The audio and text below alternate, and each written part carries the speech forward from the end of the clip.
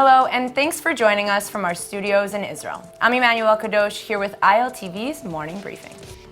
Yesterday, a Palestinian from the village of Nabi Salih lightly wounded a resident of the neighboring village of Beitin in a drive-by shooting attack. But that wasn't enough for Amal Ahmed Khalil, who followed his drive with an attack on an IDF post in the area. Afterwards, Khalil fled the scene, but the Israeli Shin Bet intelligence service was already figuring out his identity. IDF forces, an elite counter-terrorist unit, started searching the area for the assailant. When they found him, Khalil opened fire. Israeli teams fired back, and Khalil was killed in the crossfire. Another man who was with Khalil at the firefight has been detained by security forces in connection with his Saturday attacks. Immediately following Friday's terror attacks that left 2 Israeli police officers dead, Israeli officials closed down access to the Temple Mount compound for the first time since 1969. Washington is backing the temporary closure, urging Muslims to be patient until the site is reopened gradually today. A White House statement said that the U.S. strongly condemns the terror attack and that, quote, the attack forced the government of Israel to temporarily close the Temple Mount, or Haram al-Sharif, to conduct its investigation, a decision the United States applauds and welcomes. On the other hand, the move is infuriating Jordanian Waqf's officials who have traditionally overseen the grounds of the Temple Mount.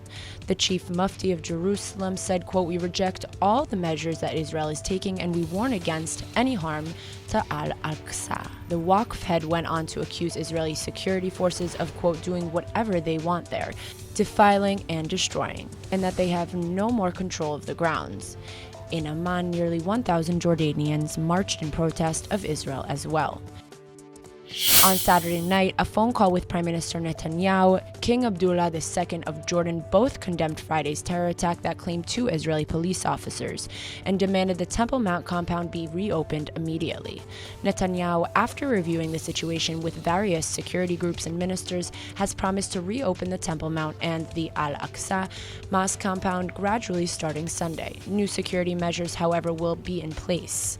Following the Israeli investigation into Friday's terror attack, 3 Waqf officials have been detained on suspicion of aiding and or otherwise inciting the attackers. In response, the Prime Minister's office has promised to install new cameras, sensors, and detectors at all the gates leading into the Temple Mount compound, in addition to, quote, further additional security measures. This comes from a statement released Saturday from the Prime Minister's office. Netanyahu also temporarily restricted non-residents access to Jerusalem's Old City over the weekend and set up roadblocks and checkpoints. Prime Minister Netanyahu left Israel for Europe last night to begin a 5-day trip to France and Hungary. In Paris today, he's expected to attend an event commemorating the victims of the Veldiv, or the mass arrest of over 13,000 French Jews in Paris by the Nazis in 1942. Though Netanyahu made statements clarifying how, quote, important to Israel it is to strengthen ties with European countries, some groups in France found Netanyahu's invitation to the event unacceptable. The Union of French Jews for Peace, or the UJFP, called it shocking, and surprisingly, even the former French ambassador to Israel, Eli Barnavi, said Netanyahu's presence made him a little uneasy, arguing that Veldiv's story has nothing to do with Israel. Regardless, following the ceremony, Netanyahu and newly elected President Emmanuel Macron will meet at the Élysée Palace for the first round of talks between the 2 leaders. Following France, Netanyahu will then travel Monday to Hungary, where he will meet with Hungarian Prime Minister Viktor Orban Tuesday morning. The 2 are expected to discuss a multitude of trade deals as well as attend several business forums and a local Jewish community event at Budapest's famous Doheny Street Synagogue. Mid-heat wave, more than 60,000 fans gathered last night to watch music legends Guns N Roses rock out hard in Tel Aviv's Hayalkon Park for a crazy 3 hours. Lead singer Axl Rose spent the majority of the continuous 3 hours dashing across the stage and tossing the microphone stand, reminding people how and why he's been one of the kings of rock for 3+ decades. This got a bit too crazy when 27-year-old woman just couldn't contain herself. The woman slipped and fell while attempting to climb on stage to, I guess, get a closer look. Yet in no shock due to the heat wave, she was not the only one to be treated in the massive event.